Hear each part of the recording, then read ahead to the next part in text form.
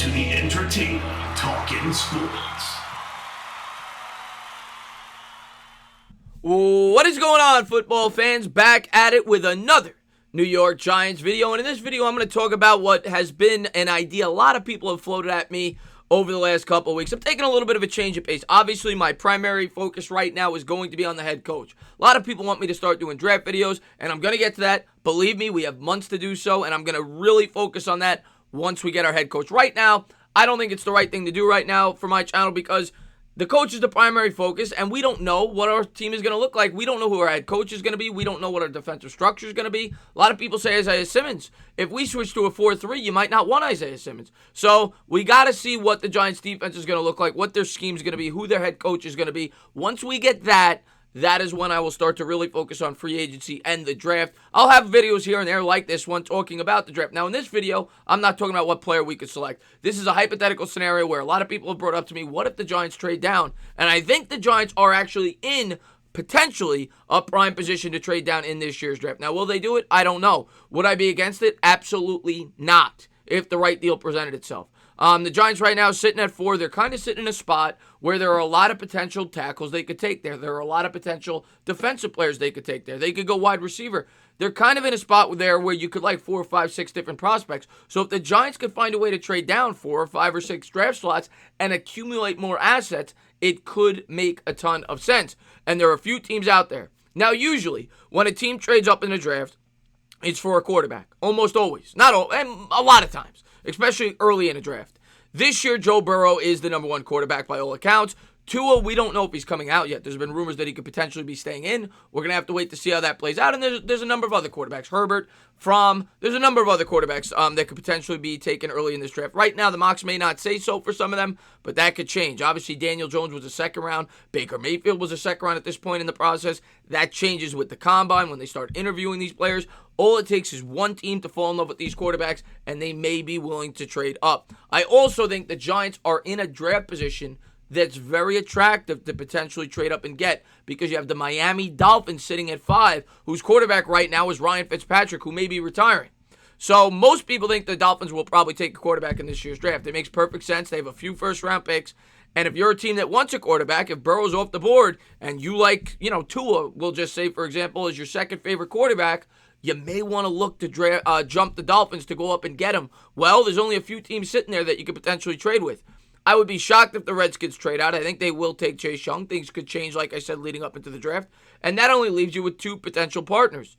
That, of course, being the 3 and 4 spot. So the Giants are in a good spot here if a team does, in fact, want a quarterback and they think they're worth trading up for. So I thought what I would do is I would look at the draft board and look at potential teams that I could see the New York Giants trading down with and what I would ask for in those scenarios if I was the general manager of the New York Giants. So I'm going to pull up the draft board real quick, and let's take a look at some of these teams.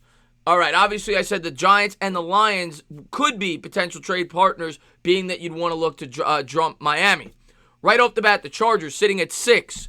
That could be a potential spot. If the Giants trade down from 4 to 6, you're still probably getting your guy. Because the Chargers would trade up more than likely to get a quarterback. They need one. If not this year, then in the future, obviously with Rivers being their guy. And you only drop 2 spots. So you're probably still getting the guy that you would take at 4 at number 6. In this scenario, what would I ask for? If they wanted a quarterback, I'd probably ask for a similar package to what the Jets gave up to move up from 6 to 3. Maybe you get a little bit less, but the Jets got 3 second-round picks along with the swap. And that could go a long way. I want at least 2 and maybe a third in that scenario. I'm still getting my guy, like I said, and I'm getting 2 seconds and a third-round pick. So that with a 4 to 6 drop, that's what I'm asking for. Obviously, the more I drop, the more I'm going to command. But I think that's a fair price. What the Jets gave up to go from 6 to 3, I think that's a similar scenario there from 6 to 4. So that's what I'd ask for there. Probably about 3 seconds or 2 seconds and a third, somewhere in there.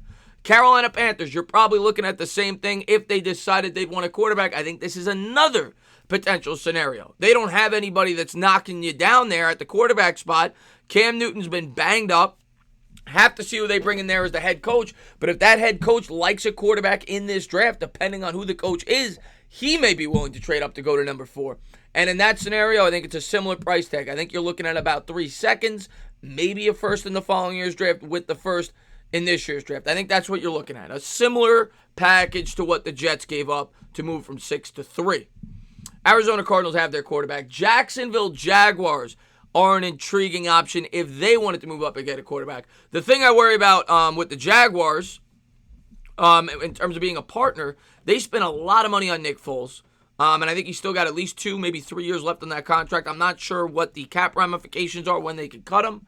But if they're in love with a quarterback, sure, they can move up and try to get one. Of course, Gardner Minshew was pretty promising this year in his rookie year. So we'll see how that plays out. But the Jaguars are a potential candidate. And if you look down, they also have the 20th pick. So is it possible the Giants drop from 4 to 9, also acquire that 20th pick and maybe a second or a third? Sure, that could make sense. I mean, you're dropping 5 draft spots at that point.